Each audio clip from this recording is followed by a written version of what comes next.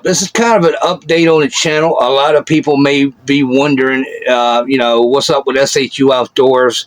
Well, what's really up with SHU Outdoors? First and foremost, yeah, it's still an active channel, and we're far from not producing content. What's going on is I've been doing a whole lot of legal work. I got a case going to the 4th Circuit Court of Appeals in Richmond, Virginia, the federal courts there. So that's a very time-consuming process. So I've been really engaged in that in about the last year and a half. About the same time, I decided to start this channel. So, that's been what's going on. It's been very time-consuming and mentally draining process. I'm definitely built for it. I'm an excellent pro se litigant. I've won many cases, such as Mac Manus versus Miami FC. I won a writ of habeas corpus, which are almost impossible to win. Mac Manus versus South Carolina Department of Motor Vehicles, which is going, like I said, to the 4th Circuit. And numerous other cases in prison that I've helped other prisoners win, either an appeal for any number of different reasons, or beat a state case that was pending that they would have had to go back and do time for, or not been able to earn certain good time when it was in federal custody. So,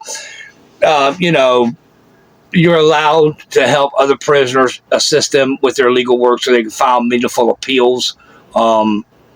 So I'm real good at it, and I have no doubt that I'll be successful, but it's still a process. A lot of people don't realize out there in their regular day-to-day life, but when you get into the court system, a lot of times you have to keep going to actually it's the appeals process. You have to be dedicated to the case, which I'm the kind of guy, once I lock in on something and I say, you know what, I'm going to make it my business to fix this wrong. I don't give up. Okay, no matter what. I'm like a little pit bull. Once I latch onto your leg or your backside, I'm going to stay latched on. I'm going to stay locked on you. It doesn't matter what happens in the process. And when it's all said and done, I fully intend to have a piece of your backside in my jaws. That's the way I roll. So that's what's been going on. That's kind of what's going on. Then when I decided to launch the channel, and I decided I wanted to lean more towards stealth camping and storytelling, I decided to, for lack of a better word, invent my home backpacking system, which I've more or less got completed. And in about 2 weeks or so, I'm going to go do a hardcore urban challenge in New York City. 7, 8, 9 days. And I'm going to film each day as a separate stealth camping adventure and walking around the city, exploring things and setting up camp every night, like in a city park. Sometimes stealth, sometimes, who knows, maybe I'll be camped out right on the sidewalk. We'll figure that out when we get there, but it's gonna be a pretty exciting thing. And if you're into stealth camping and storytelling, it's something you should probably check out. After that's over, now when I come back home to Florida, we're gonna really get into hardcore stealth camping, doing all kind of things, but because by then I'll have the legal work cleared up enough. It's just a matter of what the 4th Circuit does at this point. Again, I think I'll be successful, but you never really know. But I felt confident enough to put the time and the energy in to see it through. And that's what we're going to do on this channel. Over my last 2 or 3 videos, it may not look like I have a lot of views. And the reason why is, if you're a creator, you'll understand what I'm talking about. But I decided not to promote those videos and go into the back end of YouTube Studios and really figure out how the algorithm works. So when we take the channel to the next level, i.e. stealth camping and storytelling about prison and squatting in abandoned buildings in New York City back in the day and several other cities, and traveling around the country on freight trains and whatnot. I'm not necessarily going to focus on survival, how to make a trucker's hitch, or whatever, because there's a lot of channels that do that great. There's no channel, really, to the best of my knowledge, belief, and understanding, that stealth camps and, tells stories and cool things like that.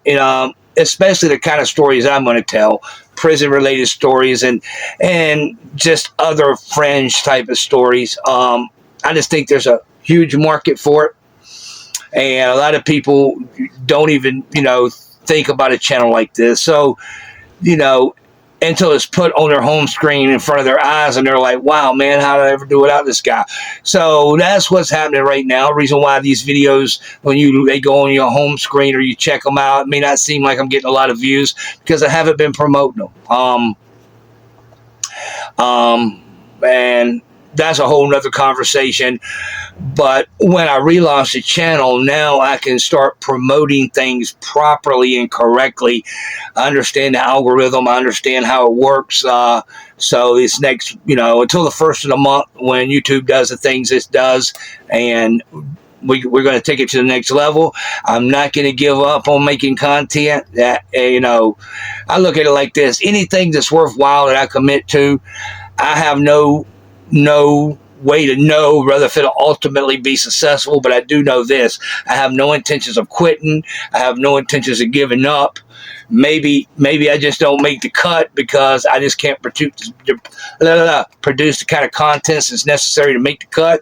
But I ain't giving up and I ain't stopping. I'm going to keep going until I can't go no more. And when I first started the channel, it was kind of like a hobby, this is like the first time I reached 520 subscribers.